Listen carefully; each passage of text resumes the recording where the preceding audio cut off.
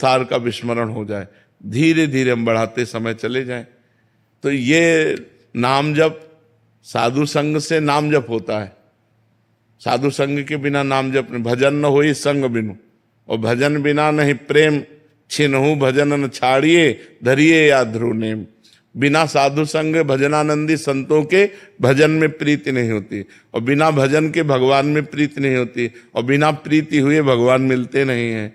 तो यदि हम संत संग करें और अपनी इंद्रियों को पवित्र रखें, जैसे आप गृहस्थ हो तो काम वेदना आई, अपनी पत्नी का स्पर्श किया तो वो पाप नहीं है, लेकिन दूसरी स्त्री का स्पर्श कर लिया वो पाप हो गया, अब वो भजन नहीं होने देगा। अपनी कमाई का भोजन पाना वो आपकी बुद्धि शुद्ध करेगा। बेईमानी, घूसखोरी, चोरी और अधर्म के द्वारा प्राप्त वो बुद्धि भ्रष्ट करेगा। तो गृहस्थी में इन बातों का ध्यान रखे और सतधर्म से चले और नाम जप करे तो बहुत जल्दी उन्नति हो जाए।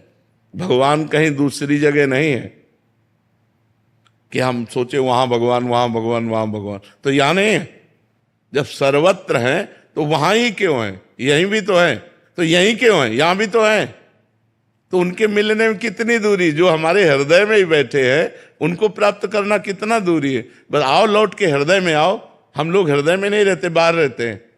पवित्रता की जरूरत। हाँ, नाम जप, पवित्र आहार, पवित्र आचरण, क्योंकि भगवान परम पवित्र है ना। परम पवित्र चिंतन तभी भगवान का बनेगा जब हम परम पवित्र रहेंगे। श्रुति जी। श्री हरिवंश गुरुदेव। श्री हरिवंश महाराज जी। महाराज जी, अपने सभी पूर्वजों की मुक्ति के लिए क्या उपाय किए जा सकते हैं महाराज जी?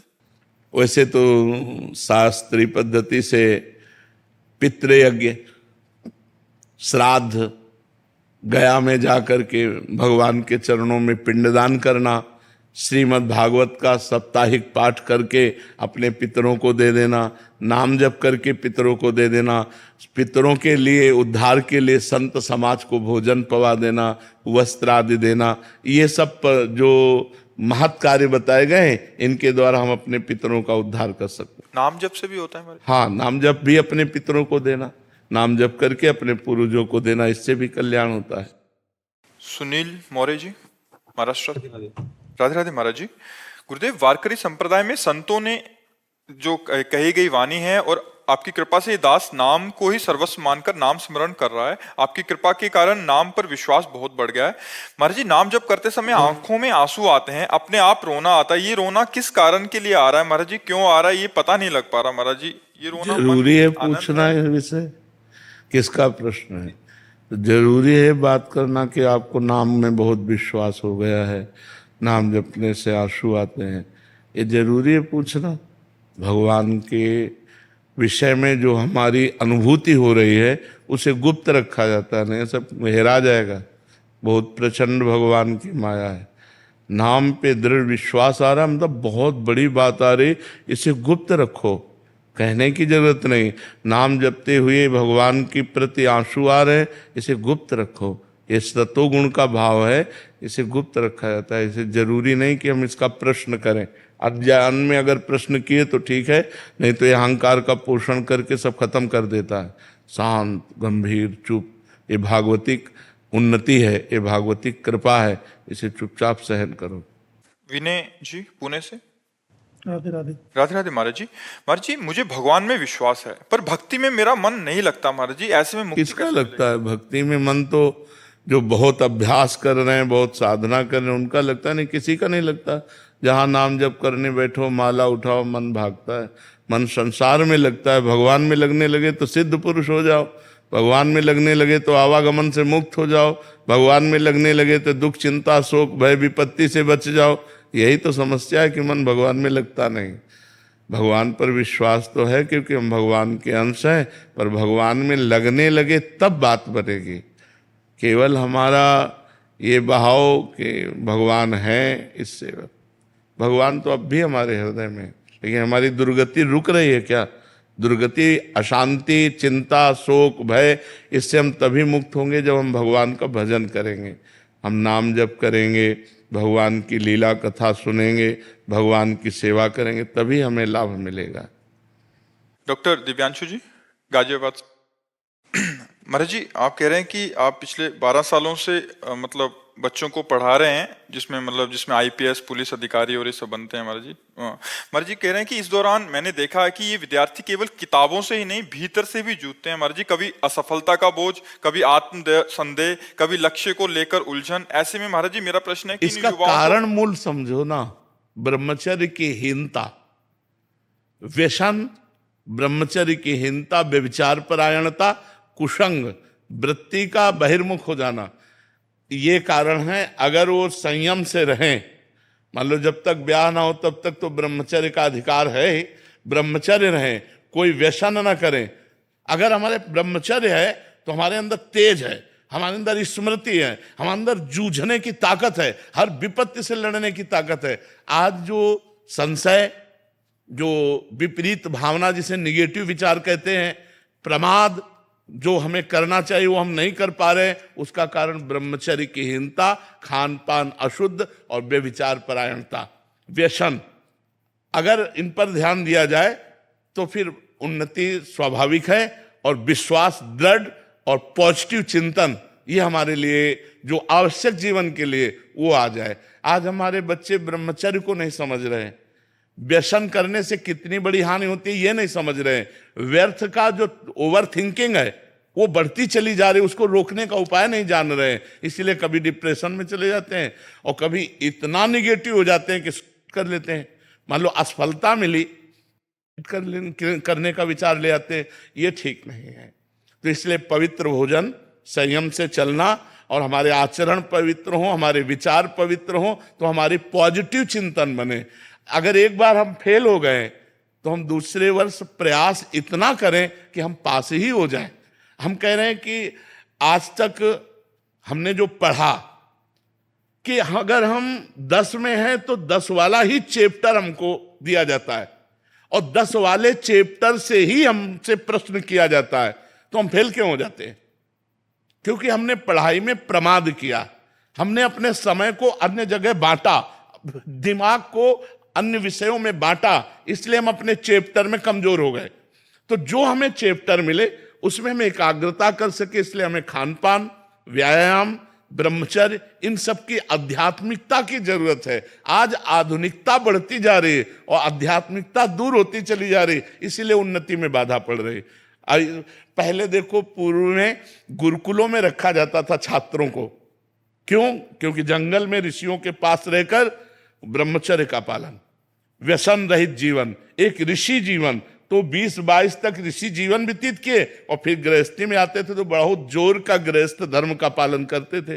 अब 20-22 तक हर बच्चा अपने को संभाल नहीं पा रहा, वो डिस्टर्ब हो रहा है, इतना बोझा पढ़ाई का है, और व्यसन के द्वारा वो अपने को खोखला कर रहा है, व्यभिचार के द्वारा खोखला कर रहा है कि वो संभल नहीं पा रहा। कोई बिरले ऐसे बच्चे होंगे जो ब्रह्मचर्य 20-22 तक रहें, जो व्यसन ना करें।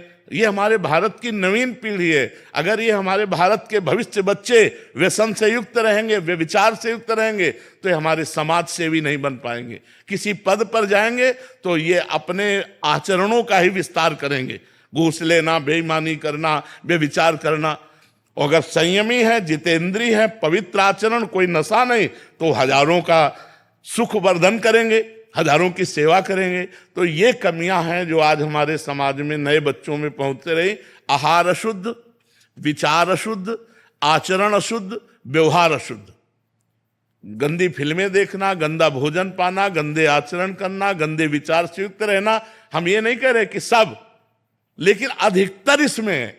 बच्चों को देखो, कई बच्चे हमको हॉस्टल के बताए कि अगर हम नहीं करना चाहते तो हमको करना पड़ेगा, क्योंकि हमारे दोस्त हमें टॉर्चर करते हैं। कहते तुम पुराने जमाने को क्या क्या कहते हैं, अगर हमारे गर्लफ्रेंड नहीं तो हमें नीचा दिखाया जाता है, अगर हम नशा नहीं करते तो हमें नीचा दिखाया जाता है। तो जहाँ बहुत लोग उसी स्वभाव के हैं तो अच्छे बच्चों को भी उसी स्वभाव में परिवर्तित होना पड़ता है। इसलिए हमें लगता है माता पिता को चाहिए अपने बच्चों के जीवन की रक्षा करें, उनके चरित्र को बचावें, उनके स्वभाव को बचावें। नहीं तो इस अवस्था में यदि चरित्र दूषित हुआ, व्यसन परायण रहे तो गड़बड़ हो जाएगा, फिर उनका भविष्य गड़बड़ हो जाएगा। गौरव मित्तल जी अजमेर से। राधे राधे गुरु जी। राधे राधे महाराज जी। महाराज जी, सन्यासी सब कुछ त्याग देता है, घर परिवार वस्त्र मोह और भक्ति में लीन रहता है, लेकिन एक भक्त अपने जीवन परिवार और कर्तव्यों के बीच में रहते हुए भगवान को याद करता है, दो तो ऐसे मार्ग में कौन हैं, बड़ा है? दो मार्ग हैं, बड़े छोटे का नहीं है, इसमें कोई बड़े छोटे का नहीं है। दो मार्ग हैं, एक है निवृत्ति मार्ग, एक है प्रवृत्ति मार्ग। दोनों मार्ग भगवान तक जाते हैं।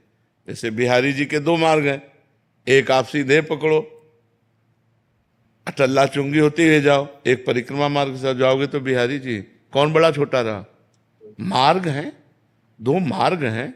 अपने अपने धर्म से चलो, अपने अपने मार्ग से चलो, और प्राप्ति उसी परमात्मा की होनी। पर ऐसा नहीं कि गृहस्थ होकर बेविचार करो, नशा करो, बेईमानी करो, गंदे आचरण करो, बोलो गृहस्थ में भगवत प्राप्ति हो जाएगी। नरक में डंडा चलेंगे, भगवत प्राप्ति तो नहीं होगी। ऐसा नहीं कि बाबा जी बन गए हो, मनमानी तुम आचरण कर रहे हो, खूब रुपया पैसा दुनिया संसार, नरक में जाओगे। हरे शिष्य धन शोक न हरे, सो गुरु घोर नरक मा परे। चाहे गृहस्थ हो चाहे विरक्त, अपने अपने धर्मानुसार चले और भगवान का भजन करे और समाज की सेवा करे। चाहे गृहस्थ हो चाहे विरक्त, तब वो भगवान की कृपा को प्राप्त होता है। और जब भगवान मिलते हैं तो पूरे के पूरे मिलते हैं। जैसे एक सन्यासी को मिलते हैं, ऐसे एक गृहस्थ को मिलते हैं। पर अपने अपने धर्म से चले, अधर्म से चलने वाले में दोनों को नहीं मिलेंगे। धर्म से चले तो जो धर्म से चले वही बड़ा, चाहे गृहस्थ हो चाहे विरक्त हो। बात समझ रहे? महाराज जी, धर्म की सेवा कैसे करें? धर्म की सेवा, धर्म का आदेश होता है, आज्ञा का पालन करना ही शास्त्र आज्ञा का पालन। जो धर्म है वो शास्त्र आज्ञा है, संत आज्ञा है। जो भगवत प्राप्त महापुरुष है उनकी जो वाणी है वो आज्ञा है, उसका हम पालन करें, वो धर्म का पालन हो जाएगा। उनकी आज्ञा के विरुद्ध चलना अधर्म है और उनकी आज्ञा का पालन करना धर्म है। जो शास्त्र आज्ञा उसके अनुसार चले। राधे राधे महाराज जी। महाराज जी, मैं एक ज्योतिष हूँ और चेहरा देखकर भी लोगों का भविष्य बताता हूँ महाराज जी, पर जब किसी का भविष्य फल उनकी आशा के अनुरूप नहीं होता, नकारात्मक होता है, तो मुझे उन्हें सच्चाई बताने में झिझक सी होती है, कहीं मेरे उत्तर सुनकर वो मायूस ना हो जाए। तो महाराज जी, इस स्थिति में मेरे को क्या करना चाहिए महाराज जी? वैसे हमें ऐसा लगता है अपने भविष्य की जानकारी नहीं करनी चाहिए। आपका कार्य है इसलिए आप करेंगे, आपके पास लोग आएंगे, लेकिन हमसे प्रश्न किया है तो हम इसलिए कहते हैं कि भविष्य को सुधारने के लिए हम प्रयास आज नाम जप करें, सत्शास्त्रों का स्वाध्याय करें, तीर्थयाटन करें, दान पुण्य करें, दूसरों का उपकार करें, तो हमारा भविष्य अच्छा होगा, अपने आप अच्छा होगा। जब हम भगवान का नाम जप करेंगे, जैसे हमारे भविष्य में बुरी बातें आनी हैं, वो हमारे पूर्व पाप कर्म के अनुसार जो हमारे भाग्य में लिखा है उसी के अनुसार आती है। तो हम अपने भाग्य को बदलने के लिए मनुष्य शरीर प्राप्त किया है, ना कि अपने भाग्य में जो लिखा है वही भोगते रहे। हमें भाग्य बदलना है। हम मनुष्य हैं, हम भगवान के अंश हैं। तो अब हम हाथ या मस्तक की रेखा से हमें कोई बतावे कि कल आपके ऊपर भारी विपत्ति आने वाली है, तो परेशान हो जाएगा। जो पे कृष्ण चरण मन अर्पित तो करिहे का नवग्रह रंक। ये ग्रह, ये नक्षत्र, तो हमें भगवान का भजन करना चाहिए, अच्छे आचरण करने चाहिए, भविष्य जानने की कोशिश नहीं करना चाहिए। माना आपको ज्योतिष का ज्ञान है तो आप भविष्य भाग्य देखकर बता सकते हैं, लेकिन कुछ लोग ऐसे होते हैं जिनको कुछ ज्ञान नहीं होता है और लोगों को संकट में डाल देते हैं। उनके दिमाग में वैसे ही डिप्रेशन हो रहा है, लोगों को और डिप्रेशन में डाल देते हैं कि तुम्हारे ऊपर तो ये चढ़ा है, वैसा होगा वैसा होगा। वो आदमी पर इतना तक गलत शिक्षा दे देते हैं। ऐसे भी उपदेशक होते हैं जिनको ज्ञान नहीं है। ऐसा कैसे हो सकता है? इस तरह के व्यवहार हमें लगता है कि ज्योतिषाचार्य या शास्त्रज्ञ, ज्योतिष शास्त्र है हमारा, लेकिन हम कह रहे हैं हम कल की समस्या को क्यों देखें। आज हम नाम जप करेंगे जिससे सारी समस्याएं खत्म हो जाए। मंगल भवन अमंगलहारी, उमा सहित जय जपत पुरारी। भगवान शंकर जिनका नाम जप करते, उन भगवान श्री हरि का नाम जप करे, उसी से मंगल हो जाएगा। और आपको चाहिए कि जो उनका मंगल करे, जिससे उनका उत्साह बढ़े, वो बातें आप बताइए। हाँ, ये जरूर बता सकते हैं कि अगर आपको समय मिले तो रुद्राभिषेक करवा लीजिए, समय मिले तो मृत्युंजय जाप करा लीजिए। ये मंगलमय कार्य बता सकते हैं, लेकिन ऐसी कोई बात ना बताएं जिससे वो आदमी डिस्टर्ब हो जाए, जिससे वो आदमी अपनी शांति खो दे, जिससे आदमी अपनी वो बुद्धि का कंट्रोल खो दे और कुछ ऐसा कर बैठे। तो ऐसे कोई कार्य ना करे जो धर्म विरुद्ध हो, जो शास्त्र सम्यक हो, वो ऐसे कार्य बताए। किसी का भाग्य जैसे आपको दिखाई दे रहा है कि 10-15 दिन में कोई दुर्घटना घटेगी, तो उससे बता दे कि 10-15 दिन में कुछ संकट आने की बात है, तो भगवान संकट मोचन का आप पाठ कीजिए, आप मृत्युंजय का जप कीजिए, आप नाम जप कीजिए, बहुत उसे सहज में कह करके। जैसे हम डॉक्टर को शिक्षा देते हैं कि पहली डॉक्टरी आपकी मृदु भाषा है। अरे कुछ नहीं, आप जैसे हजारों रोगी ठीक हो गए भाई, तुम निश्चिंत रहो। वो एक आदमी रिलैक्स हुआ, क्योंकि दवा तो बाद में काम करेगी, आप पर विश्वास पहले होना चाहिए।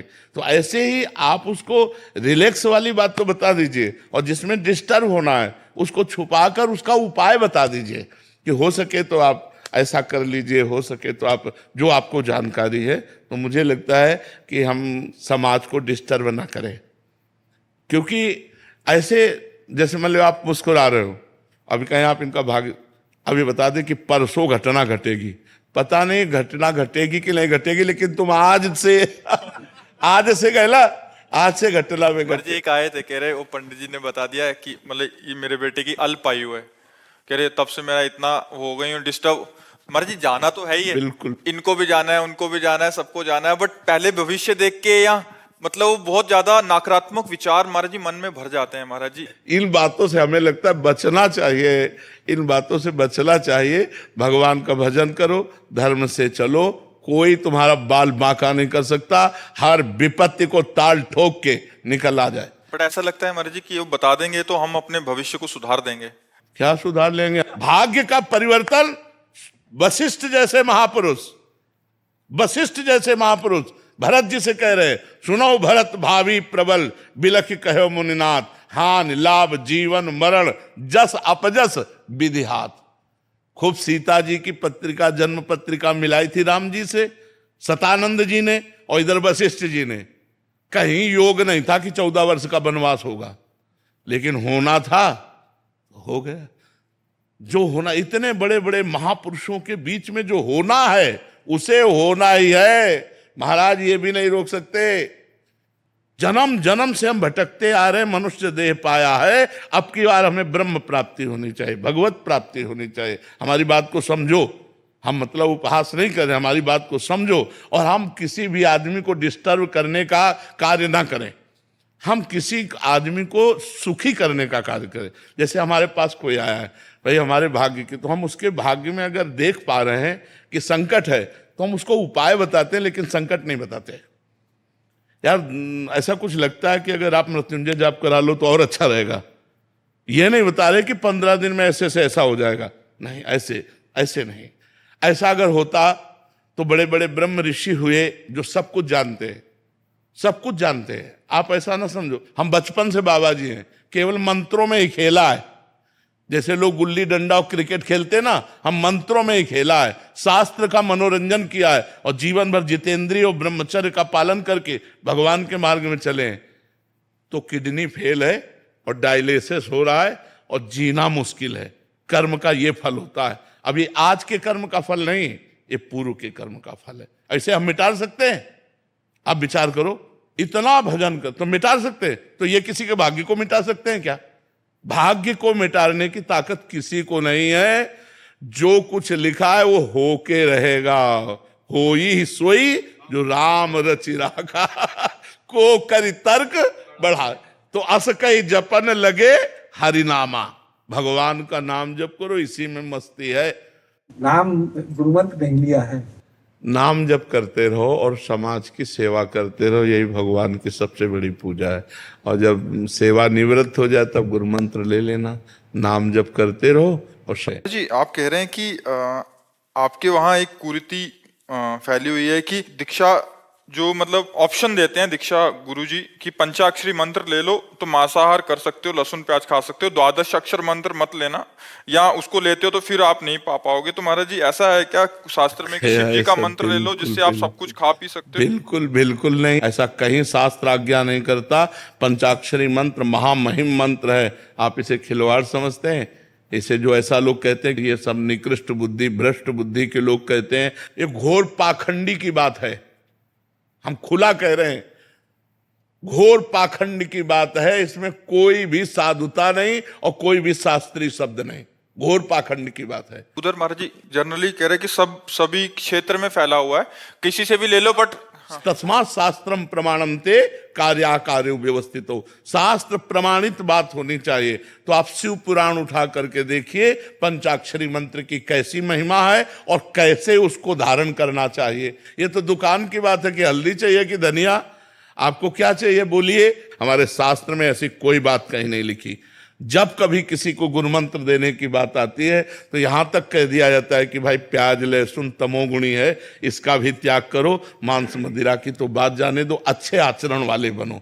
ऐसा कौन सा मंत्र है जो आदेश करता है आप मांस खाओ दूसरे का? तो ये सब भ्रष्ट आचरण वाली बात है, ये हमारे शास्त्र सम्मत नहीं है। कोई भी हो, कहीं भी हो, हमें इससे मतलब नहीं है। पंकज डावरा जी गुजरात से। राधा वल्लभ प्रभु जी। श्री हरिवंश महाराज जी। महाराज जी, श्री हरि कृष्ण नारायण प्रभु का आश्रय लिया है और नित्य प्रातः पूजा करते हैं, धर्म और अधर्म की भी जानकारी है, फिर भी जीवन विषयकार क्रोध की तरफ खिंचता है। महाराज जी ऐसी असफलता से ग्लानि होती है, कभी संदेह भी होता है भजन की कमी।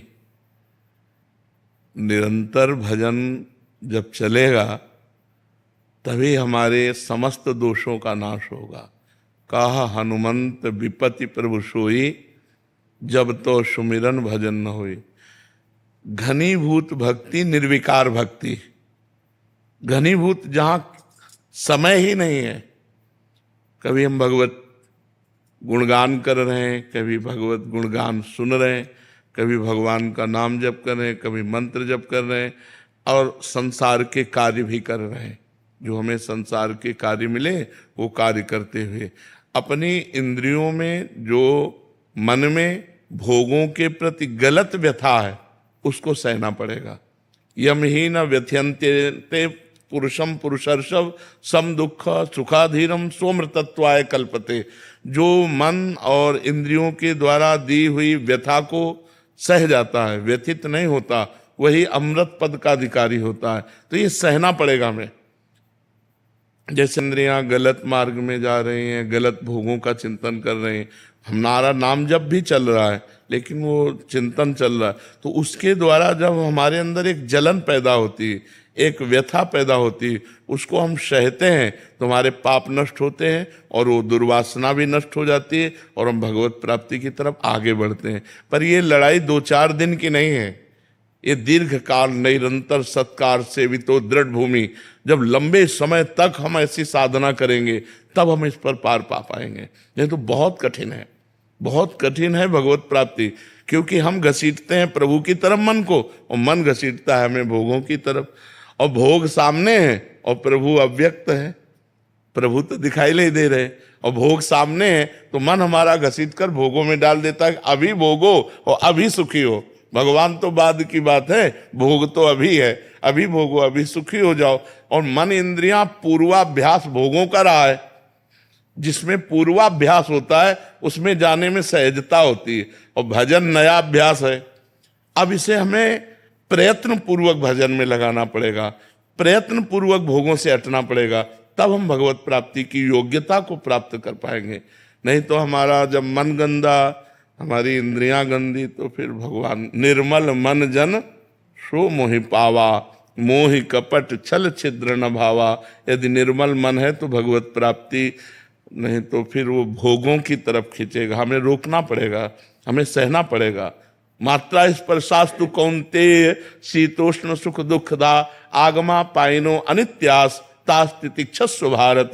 जो ये इंद्रियों के स्पर्श जनित सुख है, इनसे हटना होगा। अनुकूलता प्रतिकूलता लाभ हानि सुख दुख को समान भाव से सहते हुए जब हमारा भजन होता है तब भगवत प्राप्ति होती है। जी। सुमन सौरभ जी। श्री हरिवंश महाराज जी। महाराज जी, पिछले 1 वर्ष से आपकी वाणी यूट्यूब के माध्यम से सुन रहा हूँ और गहरा परिवर्तन आया है। आपकी वाणी के प्रभाव से मांसाहार, मद्यपान, क्रोध, परस्त्री आकर्षण जैसे दोषों का त्याग हो गया। मन पहले से शांत रहने लगा है। बीते 4 महीनों से धामवास भी कर रहा हूँ महाराज जी। महाराज जी, अभी आप कह रहे हैं कि आपकी वाणी में महाराज जी ऐसा क्या विशेष है, ऐसा कौन सा अद्भुत तत्व है जो बिना प्रत्यक्ष सानिध्य के भी भीतर से इतना रूपांतरण कर देते हैं? श्रद्धा है तो हमारी बात आपको अच्छी लगेगी, और अगर तर्क है तो हमारी बात आपको पसंद नहीं आएगी। संतों का जो कृपा प्रसाद है वो श्रद्धालु जनों के अंदर अव्यक्त रूप से काम करता है, क्योंकि संतों के कार्यकर्ता भगवान है। तो जैसे आपने सुना और आपने माना कि संत वाणी है, इसके अनुसार चलना चाहिए, तो हम चल पड़े। रोहित जी।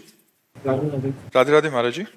महाराज जी, मेरा प्रश्न है कि जब सब कुछ ईश्वर ही है तो फिर मैं कौन हूं जो उसे जानना चाहता हूं? जानने वाला भी वही है, जानने का विषय भी वही है। जब जान जाओगे तो जानत तुम्हें हो जाए।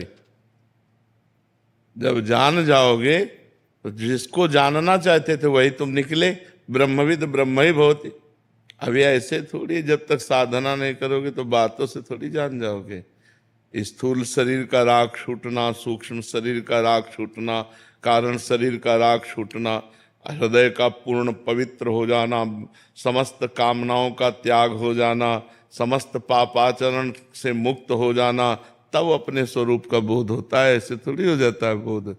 खिलवाड़ थोड़ी कि शास्त्र वाक्य सुन लिए और पढ़ लिए उनसे ब्रह्म बोध हो जाएगा, ऐसे नहीं होता।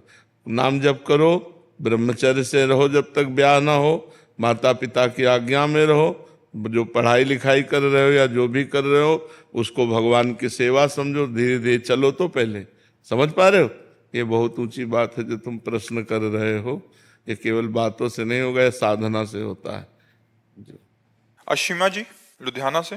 जय जय श्री श्री हरिवंश महाराज जी। महाराज जी, यदि प्रश्न में कोई त्रुटि हो तो क्षमा कीजिएगा। महाराज जी, स्वामी राम सुखदास जी ने साधक संजीवनी में कहा कि जब तक देह भाव नष्ट नहीं होता तब तक साधक सिद्ध नहीं होता। तो क्या महाराज जी प्रियालाल के साक्षात्कार के लिए भी देह भाव का नष्ट होना अनिवार्य है? पांचों भूले देह सुधी, छठे भावना रास की, तब पावे रस रीति। स्वामी श्री हरिदास की। और क्या, देह भाव बिना भूले भाव देह की प्राप्ति होती ही नहीं।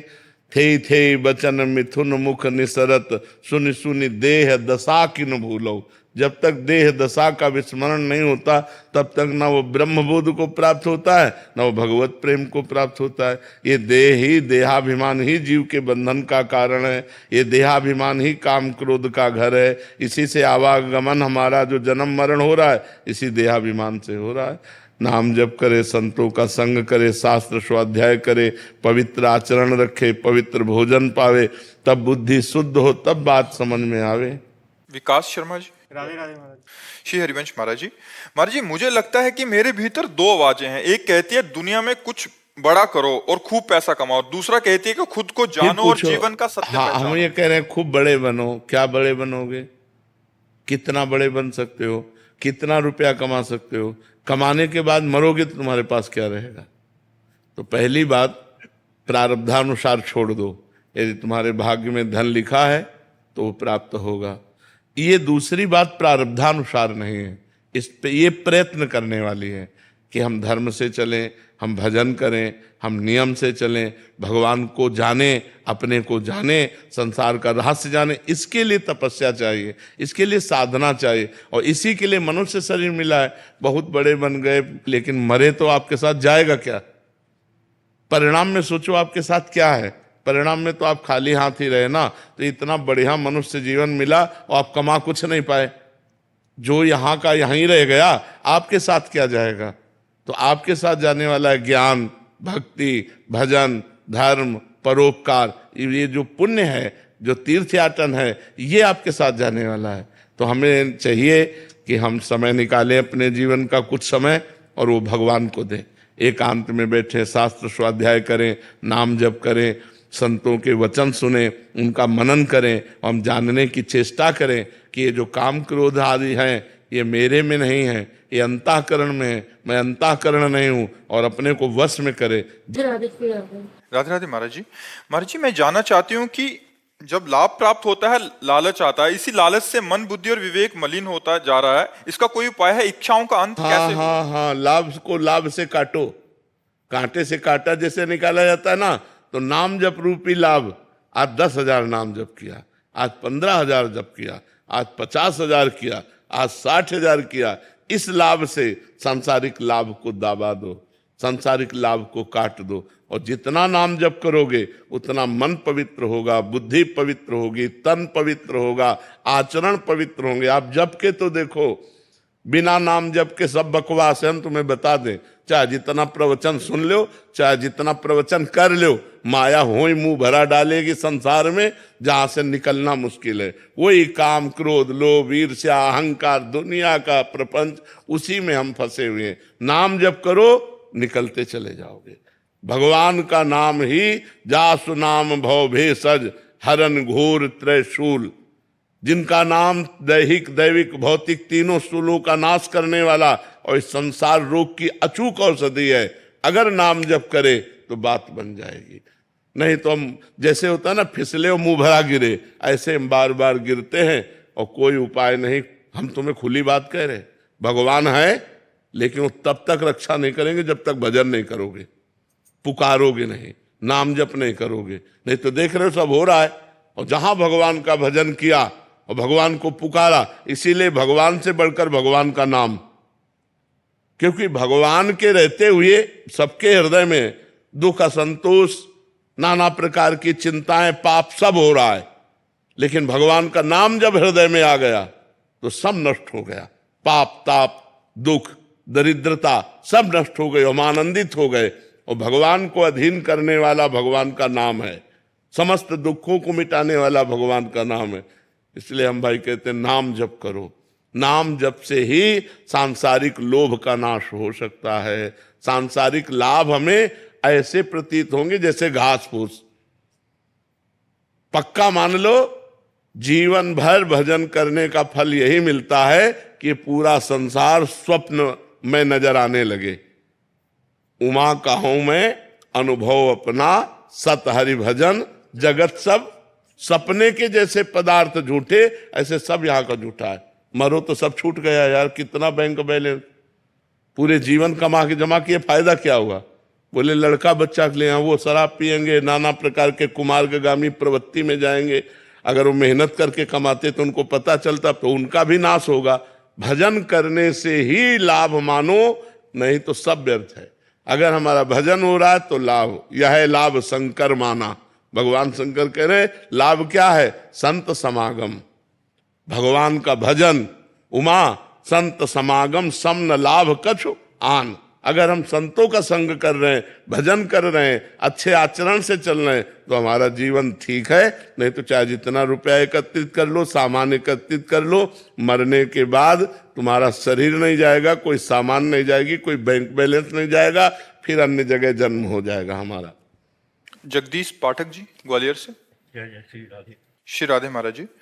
महाराज जी, दास का सेवानिवृत्ति तक का समय परिवार के दायित्वों के निर्वहन में चला गया। अब शेष समय में दास गुरु मंत्र और सीताराम जी के नाम का जप यथासंभव करने का प्रयास कर रहा है। महाराज जी, आपका प्रश्न है कि यदि मृत्यु के समय मशीन से हरि नाम संकीर्तन सुनाया जाए तो उस व्यक्ति को लाभ होगा? महाराज जी, किसी लाभ होगा, पर मोक्ष कल्याण की बात नहीं है, क्योंकि उसकी स्मृति तो है नहीं ना। मान लो वो बेहोश है, उसकी स्मृति नहीं है, तो वातावरण भागवती की, इसलिए यम पीड़ा नहीं होगी, पर वो परम पद का अधिकारी हो जाएगा, ऐसा हम नहीं कह सकते। स्मृति कहां है? अगर वो जागृत स्मृति है और आपने कहा राम राम बोलो और बोला राम और मर गया, तो उसे भगवत प्राप्ति हो जाएगी। उसकी स्मृति में आना चाहिए। आंतरिक स्मृति यदि अंत समय में भागवतिक है तो उसकी गति भागवतिक होगी, और सांसारिक है तो सांसारिक होगी।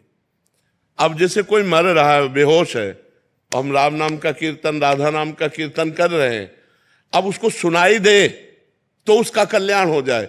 लेकिन अगर वो बेहोश, ऐसी स्थिति में कि उसे श्रवणेंद्रिय नहीं काम कर रही, बेसुध है, तो वातावरण के प्रभाव से यमदूत तो नहीं आएंगे, लेकिन वो परम पद का अधिकारी नहीं होगा, उसका अच्छी जगह जन्म होगा, फिर भक्ति का माहौल मिलेगा, फिर कल्याण का मार्ग प्रशस्त होगा।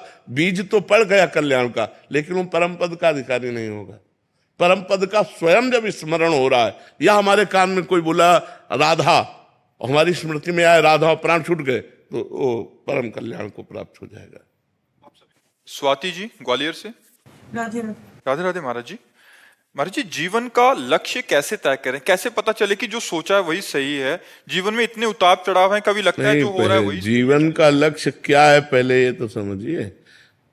क्या रुपया जीवन का लक्ष्य हो सकता है? मकान हो सकता है, भोग हो सकते हैं। जीवन का लक्ष्य परमात्मा है। जीवन का लक्ष्य जगत नहीं है। जगत जीने के लिए है। जैसे हमें जीवन साथी चाहिए जीने के लिए, वो हमें अन्य योनियों में थोड़ी मिल पाएगा। मतलब हमारा ये शरीर छूटा तो हमारा पति हमारे साथ जाएगा, ये असंभव, ऐसा हो ही नहीं सकता। रुपया बैंक बैलेंस यहीं रह जाएगा, मकान यहीं रह जाएगा, जो आपकी पढ़ाई लिखाई पद है वो यहीं रह जाएगी, विस्मृत हो जाएगी शरीर छूटते ही। तो अगर हमने ये सब लक्ष्य बनाया तो परिणाम में तो सब व्यर्थ ही गया ना। परिणाम में तो कुछ हाथ नहीं लगा। अगर हमने परमात्मा को लक्ष्य बनाया और जीने का ढंग ये बना लिया तो बढ़िया हो जाएगा। हम भगवान का नाम जप करते हुए अपने पति में परमात्मा को देखें, अपने पुत्र में परमात्मा को देखें, समाज में परमात्मा को देखें, अच्छा व्यवहार करें। जो हमें पद मिला है, जो हमें धर्म मिला है, जैसे आप किसी की बहन है, आप किसी की पत्नी है, अगर शादी ना हुई हो तो हम भागवतिक भाव फिर स्वीकार करके ब्रह्मचर्य से भगवान से अपना संबंध माने। भगवान को हम पुत्र मान सकते हैं, भगवान को हम पिता मान सकते हैं, भगवान को हम माँ मान सकते हैं। भगवान ही तो दुर्गा रूप में है। भगवान को हम अपना पति मान सकते हैं। जो संबंध चाहो भगवान से कर सकते हो। तुम्हें वो माता च पिता, तुम्हें वो बंधुश्च सखा, तुम्हें वो विद्या द्रविणं, तुम्हें वो सर्वम मम देव देव। पर यदि शादी ना करे तो ब्रह्मचर्य पर ध्यान देना चाहिए। फिर इधर उधर गंदी बातें अगर मन में रही तो फिर वो लक्ष्य नहीं बना पाएगा। भले सन्यासी वेश ना हो, लेकिन अंदर से संयम, नियम, पवित्रता, ब्रह्मचर्य, तो वो परमात्मा का लक्ष्य बन जाएगा। या तो गृहस्थ धर्म से चले तो परमात्मा का लक्ष्य बन जाएगा, या विरक्त धर्म। दो ही धर्म है हमारे यहाँ प्रगट में, निवृत्ति धर्म और प्रवृत्ति धर्म। प्रवृत्ति धर्म गृहस्थ और निवृत्ति धर्म विरक्त। तो यदि हम ब्याह ना करें तो हम गृहस्थ धर्म में नहीं गए, तो हम आजीवन ब्रह्मचर्य का नियम लें। हम किसी भी पुरुष का स्पर्श काम भाव से नहीं करेंगे। तो वो जो ताप है, काम का जो वेग हमें तपाता है, वो तपस्या बन जाती है, और उसी तपस्या से भगवान प्रसन्न हो जाते हैं। इसीलिए हमको एक धर्म तो स्वीकार करना चाहिए। आज गृहस्थी में बड़ा संशय हो रहा है। पति पत्नी में प्रेम नहीं रह गया। जब पति को देखती है कि दूसरी लड़की से, स्त्री से, या पति देखता है कि दूसरे पुरुष से, तो दोनों का मन अशांत हो जाता है।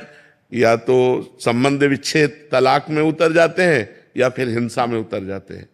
तो गृहस्थ धर्म में भी बड़ा अब संशयपूर्ण है।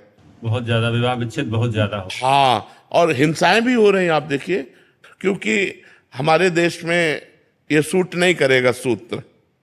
हमारा देश धर्म प्रधान है। ये विदेश में चलेगा, भारत में नहीं चलेगा। विदेश में ऐसा होता होगा, भारत में नहीं चलेगा। तो अब भारत में दो मार्ग बनाए गए हैं, एक प्रवृत्ति मार्ग धर्म ग्रंथों के द्वारा, और एक निवृत्ति मार्ग। यदि हम प्रवृत्ति में जाएं तो एक पुरुष को पति रूप में स्वीकार कर धर्म पूर्वक आजीवन, एक पत्नी को स्वीकार करके धर्म पूर्वक आजीवन प्यार में जीवन व्यतीत करें, यह हमारा सनातन धर्म कहता है। और यदि हमने ब्याह नहीं किया तो फिर हमें ब्रह्मचर्य से रहना चाहिए। तो यदि हम ब्याह ना करें तो ब्रह्मचर्य से रहें, अपने जीवन को पवित्र करके भगवान के चरणों में समर्पित कर दें। जैसे भीष्म जी ने अंतिम समय भगवान श्री कृष्ण से कहा, हे श्री कृष्ण, ये मेरी बुद्धि रूपी कुंवारी कन्या आज तक किसी का वर्ण नहीं किया, अब अंतिम समय है हे श्री कृष्ण, मेरी इस बुद्धि को आप स्वीकार करें, क्योंकि आज तक मेरी बुद्धि कभी विषयों में दूषित नहीं हुई, ये पतिव्रता है, आप इसे स्वीकार करें। तो हम अपने जीवन रूपी धरोहर को, ये धरोहर है भगवान की, यदि हम ब्याह ना करें तो इसे ब्रह्मचर्य से पवित्र रखते हुए भगवान के चरणों में समर्पित कर दें। भले भेष ना बदले, लेकिन उद्देश्य तो बदल ही जाना चाहिए। अगर उद्देश्य न बदला तो ब्याह न करने का मतलब फिर क्या रह गया? ना आप गृहस्थी रह गए, ना आप विरक्ति रह गए, तो ना इधर के ना उधर के, दोनों तरह से चले गए। गृहस्थी में कम से कम एक धर्म का पालन, विरक्ति में अपने धर्म का पालन। तो जो पुरुष या जो स्त्री ब्याह ना करे, उसे ब्रह्मचर्य का आश्रय लेकर, भले समाज में रहे, ब्रह्मचर्य का आश्रय लेकर पवित्र जीवन व्यतीत करते हुए समाज सेवा करनी चाहिए। एडवोकेट परीक्षित शर्मा जी, दिल्ली से। राधे राधे महाराज जी। राधे राधे महाराज जी, आपके इसी वक्तव्य पे इन्होंने पहले ही प्रश्न ऐसा लिखा है कि आपके द्वारा दिए गए प्रवचनों से महाराज जी हजारों परिवार जो बिखरने की कगार पर थे, जो तलाक या अन्य विवाद में उलझे हुए थे, नई दिशा पाकर अपने जीवन में आनंद पूर्वक अभी जीवन जी रहे हैं। महाराज जी, एक अधिवक्ता हैं, कह रहे हैं कि मैंने ये बदलाव बहुत सारे अपने क्लाइंट्स में भी देखे हैं महाराज जी। मतलब जैसे आप ये बता रहे हैं तो काफी लोग महाराज जी आते भी हैं, प्रश्न भी आते हैं कि मतलब हम ऐसी पति पत्नी दोनों ही महाराज जी एक अच्छी एक नई दिशा मिल गई कि हम जो हुआ आज तक हुआ, बट आगे से हम ऐसी कोई भी गलती नहीं करेंगे और एक नया जीवन का एक मार्ग अपना रहे हैं महाराज जी। तो इसके लिए आपको धन्यवाद कह देना चाहता हूं। धन्यवाद तो समाज को है जो हमारी बात मान रही है, अगर ना माने तो हमारी बात का क्या महत्व। धन्यवाद आप लोगों को है जो आप लोग हमारी बात मानकर अच्छे आचरणों पर चल रहे हैं और सुखपूर्वक जीवन व्यतीत करें। हम ये जो समय देते हैं अस्वस्थ होने पर भी, वो इसीलिए देते हैं कि हमारी समाज स्वस्थ विचार वाली बने, शरीर स्वस्थ रहे, विचार स्वस्थ रहे। विचार अस्वस्थ हुए तो आप निगेटिव भाव वाले बनकर नकारात्मक सोच के शिकार होकर डिप्रेशन में पहुंच जाएंगे। शरीर अस्वस्थ रहा तो आप कोई सेवा लायक नहीं रहेंगे। दोनों स्वस्थ चाहिए, विचार स्वस्थ चाहिए और शरीर भी स्वस्थ चाहिए। तो आप लोग बात मानकर अध्यात्म में चल रहे हैं, ये धन्यवाद के पात्र आप हैं। रमेश त्रिपाठी जी। राधे राधे स्वामी। राधे राधे महाराज जी।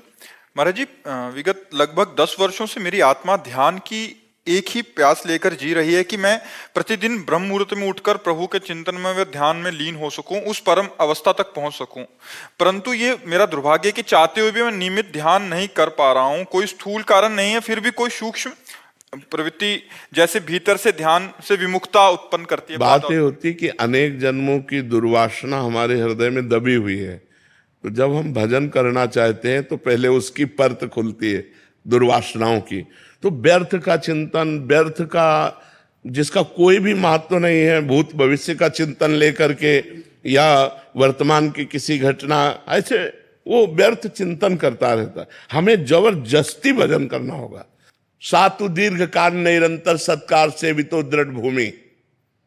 जब लंबे समय तक निरंतर आदर के सहित भजन किया जाए तो सब वासनाओं को नष्ट कर देता है।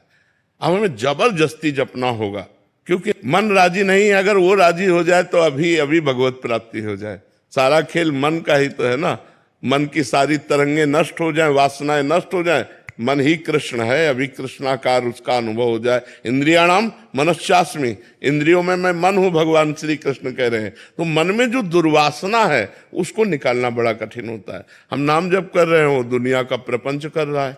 आप देखो ना, जब के आप नाम जप कर शुरू करो, वो दुनिया के इतिहास, जो सवाल हल ना हो रहा हो वो नाम जप करने में हल हो जाएगा। आप देख लेना जो बात हल ना हो रही हो वो नाम जप करने में हल कर देगा, क्योंकि आप जहां नाम जप के लिए उठाए तहां शुरू कर देगा। जब भी हमें चालू करता हूँ, एक घटना ऐसी है कि 7 वर्ष से उसको विसारने की कोशिश करना है, विसर। वही कह रहा हूं, ऐसी एक घटना नहीं, अगर ये मिटा दो तो वो दूसरा रख देगा। मन तब तक आपको परेशान करता रहेगा जब तक निरंतर भगवान का भजन नहीं होगा। निरंतरता में लाओ। इसीलिए यद जिह्वाग्रे वर्तते नाम तुभ्यम कहा गया, ना कि मनसाग्रे। महापुरुषों ने, ब्रह्म ऋषियों ने इसीलिए कहा यद जिह्वाग्रे, जिह्वा के अग्र, ऐसे जपने के लिए। अगर हम मन से सोचे तो 2-4 बार नाम चलेगा, इसके बाद अंतर ध्यान हो जाएगा, फिर वो प्रपंच चलने लगेगा। ये बोलता है कि ये झूठ है जो तुम कर रहे हो, ये झूठ है, मतलब जो नाम जप तो मन से कहो तुम जो कर रहे हो वो सब सही है। आप भी तो प्रश्न करो, आप क्या अपने मन से प्रश्न नहीं कर सकती? कोई मन भागता है, कहता है ये क्या क्या कर रही हो, कुछ नहीं है ये सब कुछ। हाँ तो कह दो, अरे मनी राम तुम जो कर रहे हो ठीक कर रहे हो।